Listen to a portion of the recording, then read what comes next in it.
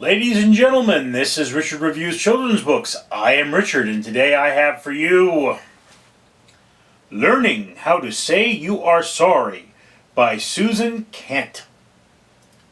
Yes, again, these are the kind of books that are built to be beaten the heck out of by children. They have those strong, hard, slick covers, and this is a book that you would obviously get for your child if they have trouble saying they're sorry. And I know people that probably would benefit from reading this book, despite the fact that they're no longer children, and in fact some are in their 50s. So that's beside the point, but this is definitely a book that everyone should read. It goes over the fact that, hey, sometimes we make mistakes, and sometimes we should apologize and make up for it. Now again, this is a book done with actual photographs, not drawings. So there is that. There are vocabulary words like embarrassed and consequences, and this is great. If you've got a young child, a first grader for example, excellent book for them because there's a reasonable amount of reading but not too much.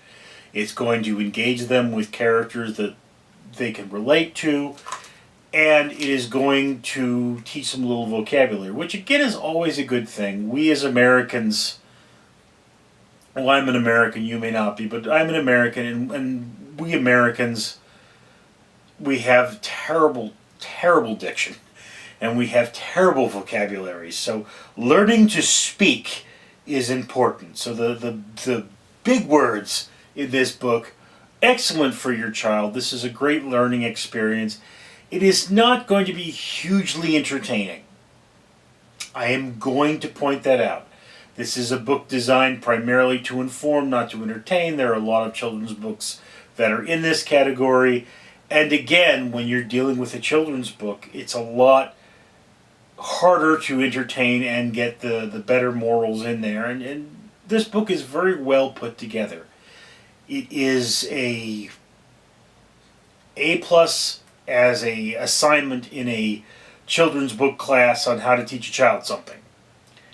Again, children may not enjoy this book as much because it is so much of an informative book, and it deals with a subject that makes some people uncomfortable.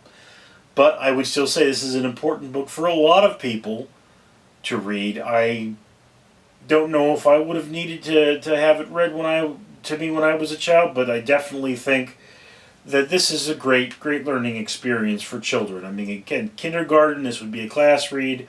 First grade and on, this would be more of a self-read. But definitely a good book with a lot of great information in it. Anyway, that's just my opinion, and I'd love to hear yours down in the comments below. I am Richard Leland Neal.